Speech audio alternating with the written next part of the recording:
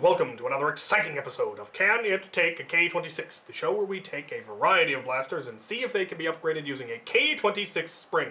I am your host, Captain Xavier, and our first contestant today, by popular demand, is the Ultra 4. The Ultra 4 was released in 2020 as part of the Ultra line and was one of the first Ultra Springers. And, at first, looking at it like this, I thought I was really going to like it. I like a big beefy pistol, and this is a decidedly beefy pistol. The problem is, for some bizarre reason, it is incredibly narrow. It's like they took a big beefy pistol and put it in a panini press and smashed it. It weirds me out how skinny this thing is. I don't know what's up with that. It also has a ridiculously long draw on the priming handle. It's like 5 inches. But it does return on its own, and that's interesting. It is very distinctly offset and does involve gears, which may be good or may be bad. It may mean that it will have enough torque, enough mechanical advantage to be able to prime a K26, assuming that one fits. It also might make it too weak and the teeth would break. Who knows? I would hate for this blaster to break. I really do like the look of it, even though it's really skinny and flattened. It's not just that it's skinny, it's that it's flattened. I swear, they smushed it. Weird. Alright, but before we try shoving a K26 in this, we should probably get the stock numbers. I hear they're fairly impressive. So, to the chronograph. Right. Here we are at the chronograph for the Ultra 4. Let's see what kind of numbers this thing can get. 104. How very dare you? 104 again.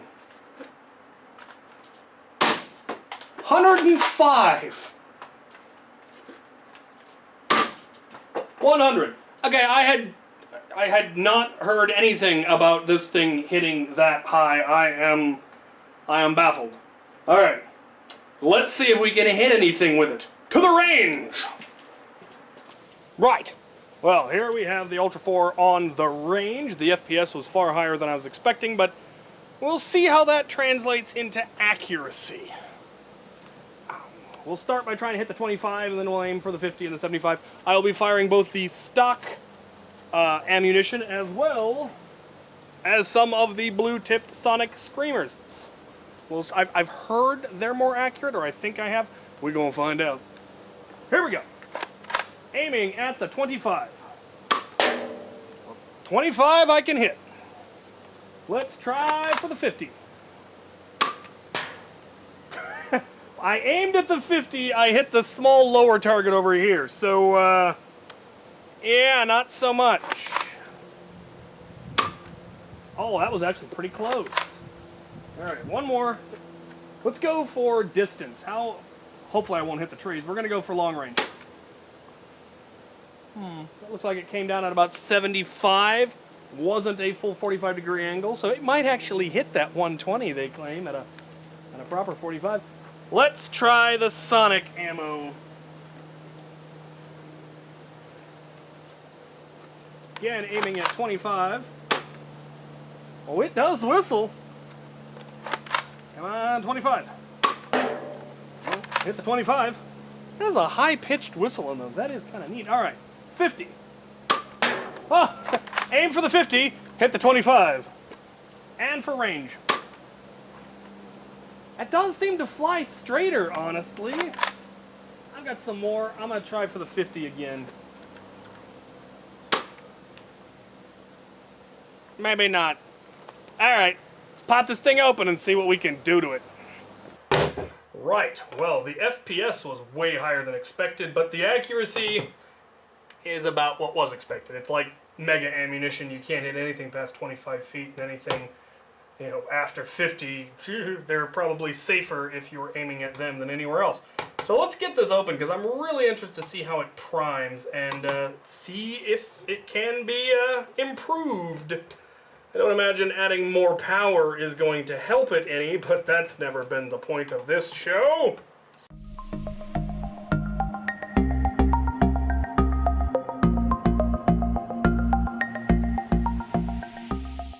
Alright.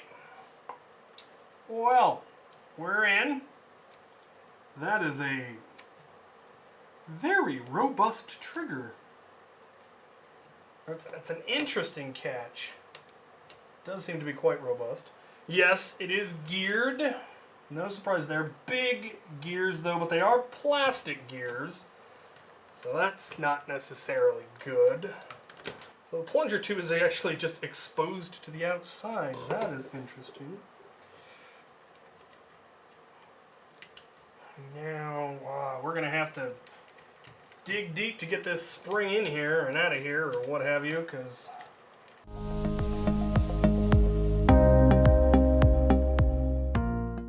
Alright, we've gotten to the main spring. And it is fairly beefy, but very narrow. And I'm thinking that's going to prove to be a problem. Or maybe not. Or maybe not. The coils are narrower. Honestly, I don't know that it's that much stronger. No, it is. Okay. Now, the question is, how much K26 do we want to try to put in here? Because there was a fair amount of pre-compression. Or a little bit of pre-compression. I'm thinking we go just long enough, a little bit over so that we can cut those squared coil ends off and save ourselves some compression. Okay, so right about there.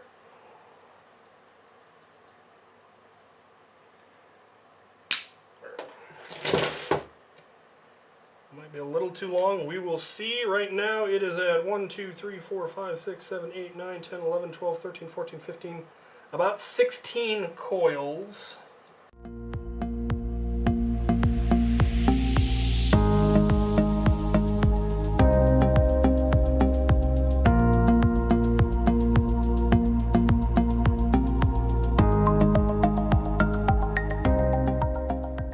Well, I actually was able to close the shell, so I'm gonna button it back up. But first, a word from our sponsor. Progress. Here, here!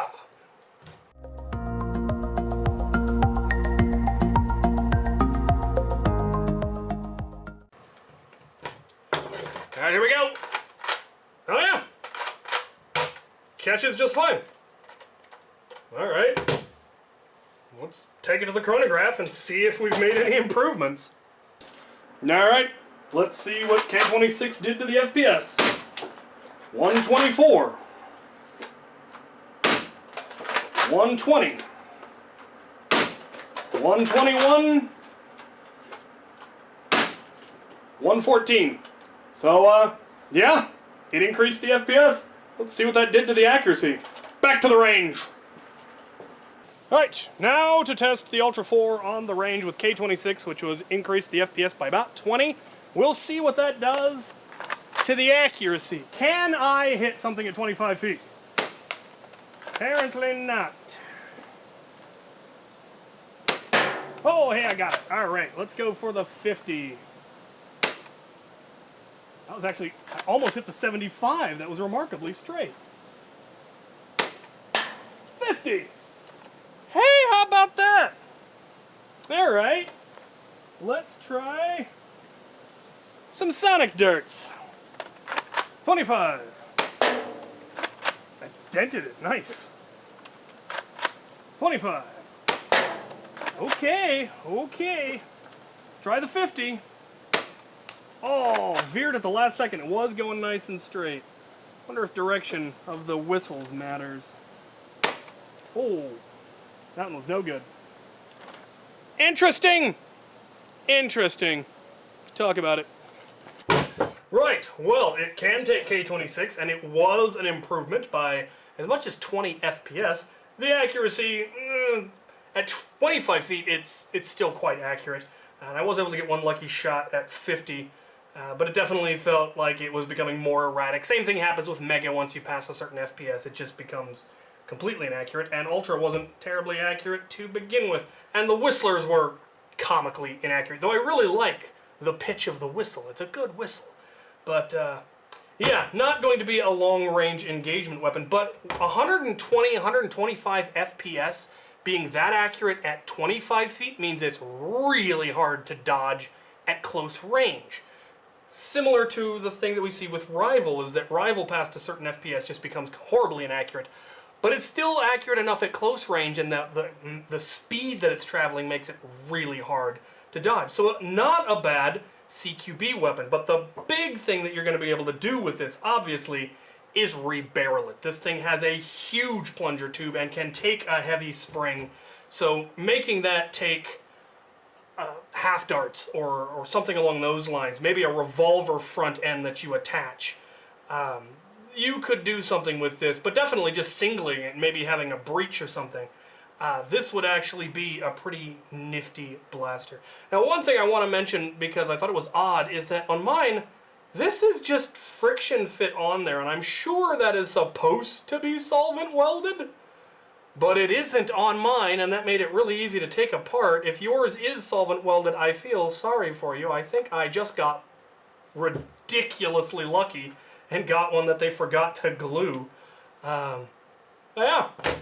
It can indeed take a K26, and it does increase the power, so either if you want a real short-range blaster, or if you want to build a breach of some kind, I mean, the barrel goes all the way back to here. It would not be difficult to have to cut a breach here and put in brass or something. You could make a neat pistol out of that, I think.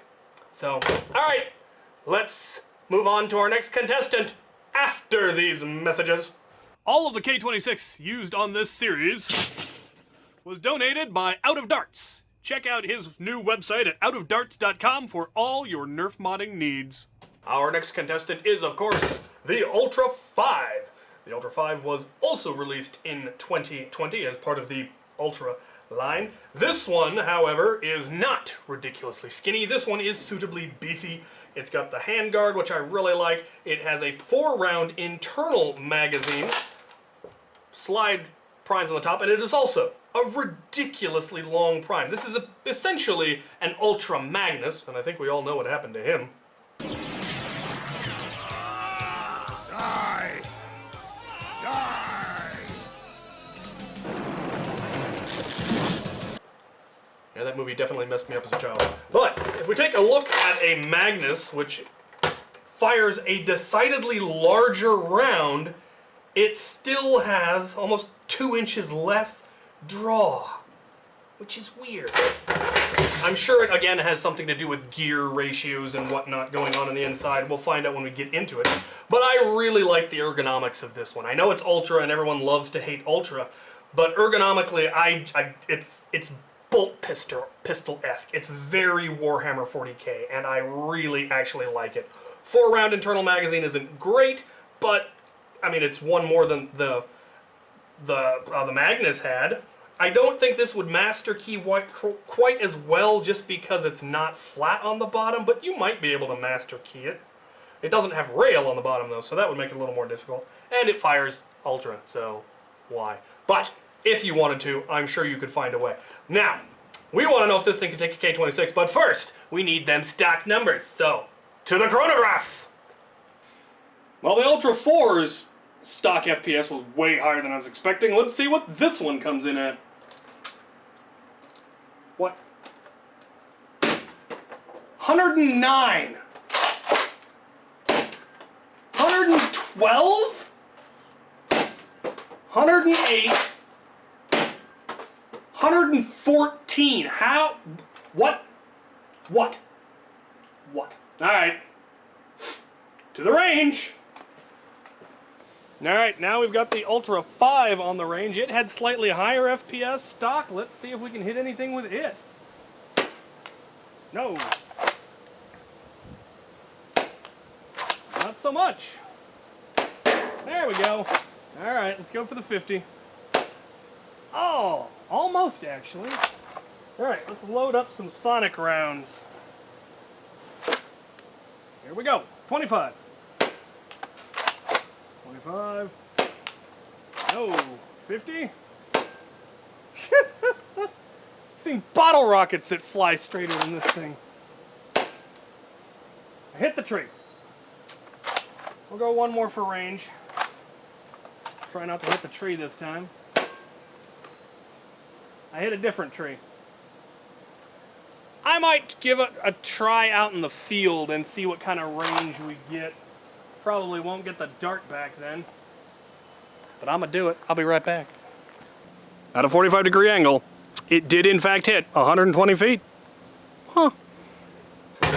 Well, that was fairly expected given the same thing we had with the Ultra 4. Let's get this thing open and see what happens if we put K26 in it. If we can. We probably can. Right, well those results should surprise no one given the same thing. Yeah. Right, well those numbers... Yeah. Well, the results should surprise no one given what we saw with the Ultra 4. Let's get this thing open and see if we can put K26 in it.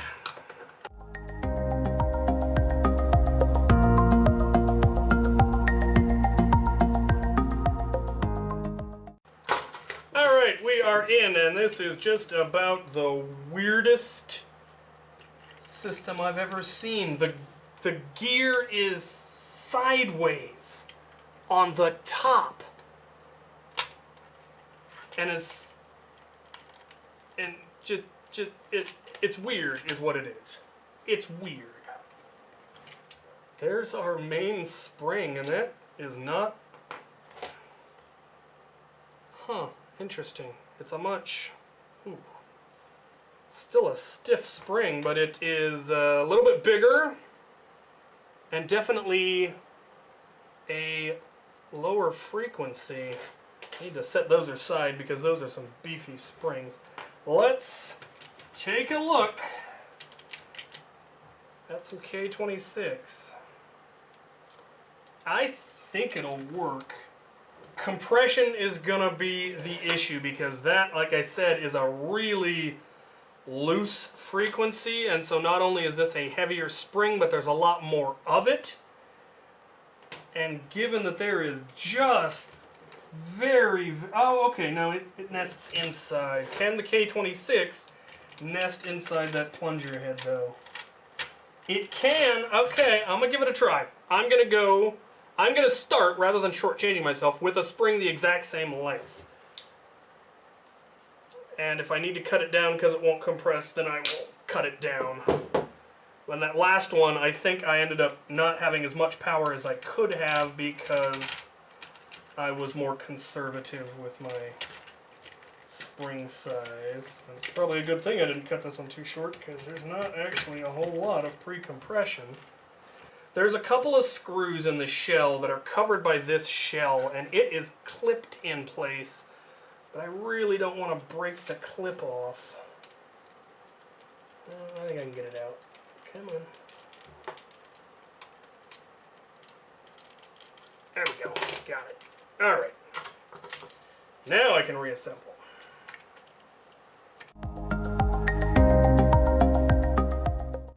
Right, well K26 definitely fit, and I got that off, so I can now reassemble. We're gonna put this thing together.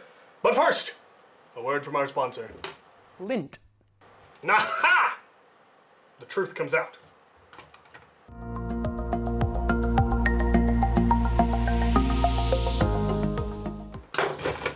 Alright, moment of truth. Good Lord. It caught. That genuinely surprises me. I really was not expecting it to get enough compression. Okay, let's go check out them FPS numbers. Alright, let's see what K26 did to this. 99. 98. 102. 102. It went down. Was that stock spring heavier than K26? It is. What? We're going to take it to the range anyway and see if lower FPS makes it more accurate. Now we're on the range with the Ultra 5 with K26, which seemed to take about 10 to 15 FPS off. Wondering if being a little bit lower makes it any more accurate. Let's find out. Can we hit the 25? Apparently not. No. Huh. Same for 50. That seemed to go straighter at longer range. Maybe it's settling out.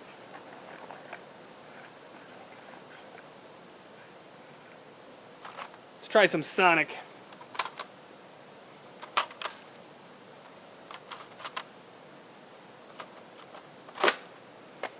Let's try some Sonic rounds.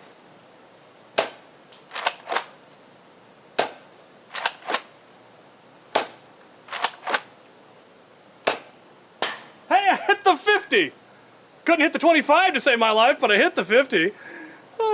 Let's talk about it.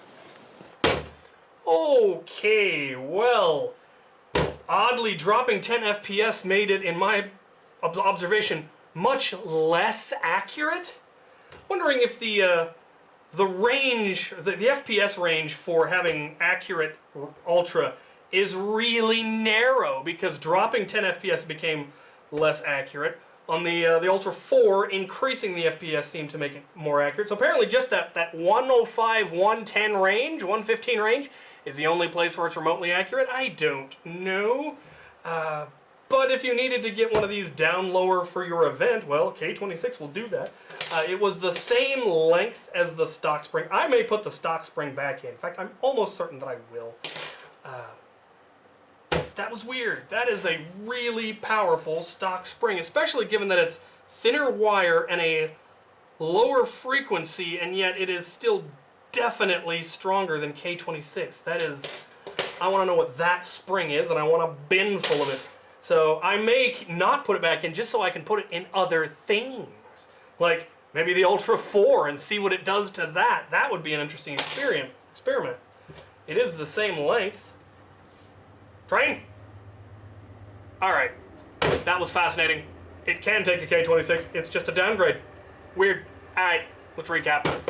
Right, for those of you just tuning in or who just skipped to the end to see the results, that was a yes for the Ultra 4 with an increase of about 20 FPS, and that was a yes for the Ultra 5 with a decrease of 10 FPS. That is right, the stock spring in the Ultra 5 is heavier than K26, which is weird. You could probably get more K26 into the Ultra 4 than I put in. I put in 16 coils and it was shorter than the stock spring, and it catches and it primes without an issue. This one I put in K26, it was the same length and it was less. Now I'm kind of curious what happened if you put the Ultra 5 stock spring into the Ultra 4. That is an experiment I will probably run at some point because now I'm really curious. The accuracy was not really improved in either case, but it wasn't made horrifically worse. Neither of these are going to be particularly accurate, but I think either of them rechambered would be something I'd love to see. This one would be really, really easy to rechamber for regular darts or half darts and have a breach of some kind. This one would be a little more difficult because it's that internal magazine, but I know people did that, had rechambering kits for the Magnus, so I'm sure it would be possible, and these do have absurdly big plunger tubes and have a lot of power because the priming mechanisms are geared. And they're big, solid gears, so much more interesting results than I was expecting. The internals were fascinating on both of them. I love the ergonomics of this one. I really want this to be a good, viable blaster because it just screams 40K to me with the shape of it. It looks like a bolt pistol of some description, and I love the handguard and the general look of it. I really like it. I just need to figure out how to make it more viable. I would probably end up putting its stock spring back in it after I fiddle with it in this one, though. We'll see. So yeah, there you have it. A fascinating episode. I do have blasters lined up for like the next 4 or 5 episodes, but if there are any that you particularly want to see, I know there's a lot of new blasters that have come out that I am trying to get my hands on a couple of them because I really want them. The Villainator is obviously high on my list. If there are any other springers that you would really like to see, let me know, and I will look into hunting them down. Send me a link to a place I can buy it if you're going to recommend it, because otherwise it doesn't do me a whole lot of good. Let me know what you think about the results here. I don't need to hear more people bashing on Ultra. We already know why it's bad. But what are your thoughts on rechambering? What are your thoughts on rebarreling? What are your thoughts on these results? I'd love to hear some discussion on that. And thank you guys for watching. Train!